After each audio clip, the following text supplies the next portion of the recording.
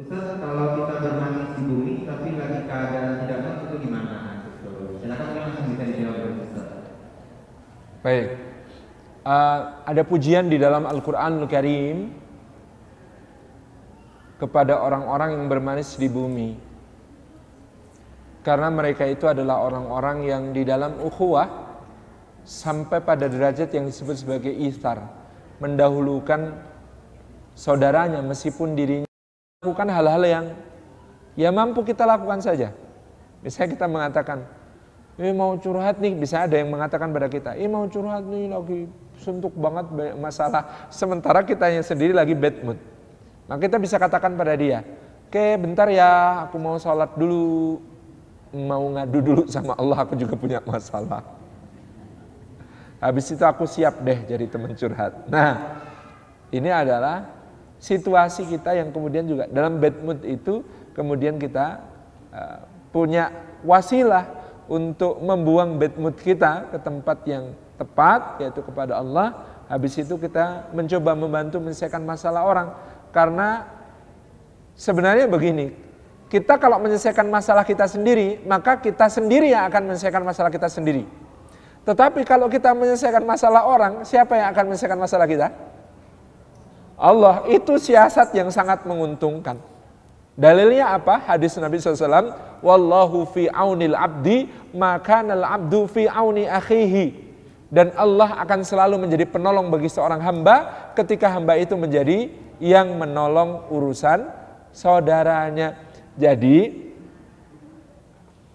dalam tanda kutip, nanti ini kalau tidak pakai dalam tanda kutip, videonya dipotong dan kemudian saya kena. Dalam tanda kutip, pekerjakanlah Allah untuk menyelesaikan masalah kita dengan cara apa? Dengan cara membantu orang untuk menyelesaikan masalahnya. Wallahu fi aunil abdi ma kana al-abdu fi auni akhihi.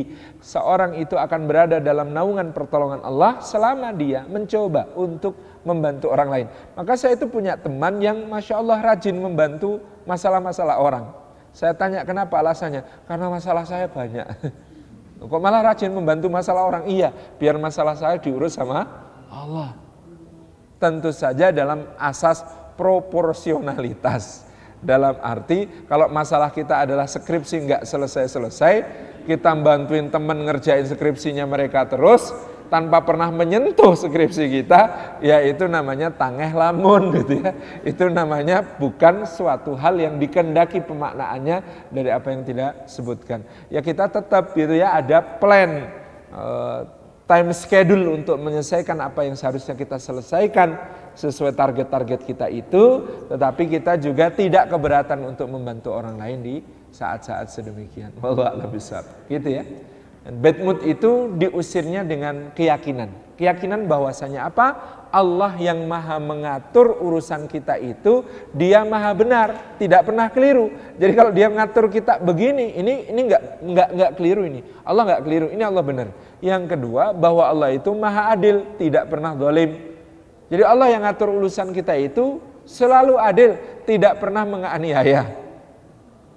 Yang ketiga, kita yakin bahwa Allah yang mengatur urusan kita ini adalah Allah yang maha pengasih dan maha penyayang di setiap keadaan. Jangan sampai jerawat sebutir itu menjadi kita menganggap seluruh wajah kita telah rusak parah. Dan orang-orang itu lihat ke cermin itu jerawatnya satu di sini. Lalu dia nggak berani keluar. Kenapa? Ngiranya seluruh wajahnya itu rusak. Padahal yang kena jerawat itu dibandingkan wajah yang tidak kena jerawat berapa persen? Nggak ada 2,5%. Anggap aja zakat. Zakat kecantikan gitu ya.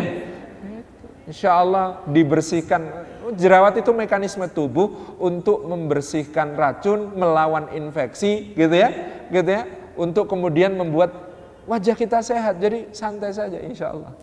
Gitu ya, itu contoh. Jadi jangan sampai bad mood gara-gara sebuah jerawat, padahal seluruh wajah kita ini luasnya lebih dari 40 kali lipat luas jerawat. Itu. Terima kasih.